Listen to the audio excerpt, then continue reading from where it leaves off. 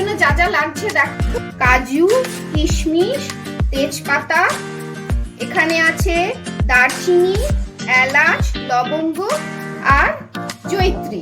আর এখানে আমি নিয়েছি হচ্ছে 1 বাটি কড়াইশুঁটি। এই দেখো কড়াতে আমি জল বসিয়েছি, এর মধ্যে আমি একটু নুন দিয়ে দিচ্ছি। এরপর কি করব দেখো, কড়াইশুঁটিটা আমি দিয়ে দিচ্ছি এর মধ্যে, দিয়ে একটু নাড়বো, সেদ্ধ করব না, একটু ব্লাঞ্চ করে নেব। তারপরে কড়াইশুঁটিটা আমি জল থেকে ছেঁকে তুলে নেব। এই দেখো আমার কড়াইশুঁটিগুলো ব্লাঞ্চ করা হয়ে গেছে, আমি তুলে নিচ্ছি এর মধ্যে। এবার দেখো আমি কড়াতে তেল নিয়ে নিচ্ছি। এই দেখো ভাতটা আমি করে নিয়েছি।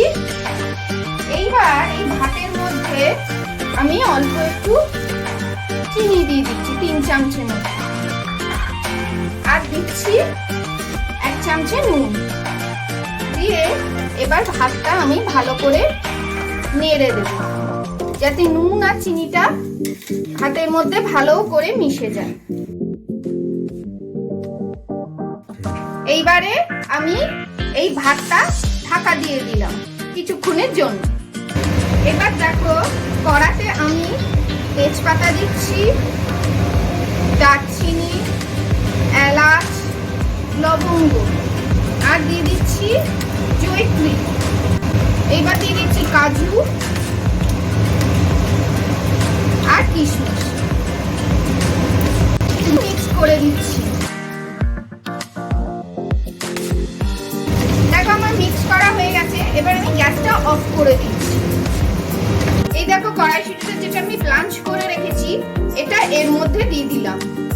আর দেখো এই যে এইগুলো করে রেখেছি তেলের মধ্যে দিয়ে, এইটা আমি এর মধ্যে দিয়ে দিলাম ভালো করে,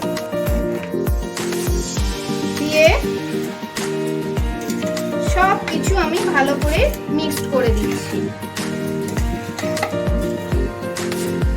খুব ইজি প্রসেস।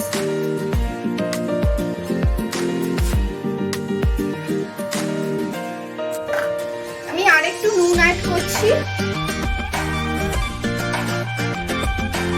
আমাদের খেয়াল রাখতে হবে খুব বেশি নাড়া যাবে না, যাতে চালগুলো আমার একদম ঠিকঠাক থাকে। এই দেখো এটা হচ্ছে জায়ফল, এটাকে আমি একটু ক্রাশ করে এর মধ্যে দিয়ে দিচ্ছি, জায়ফলের গুঁড়োটা খুব বেশি দেব না।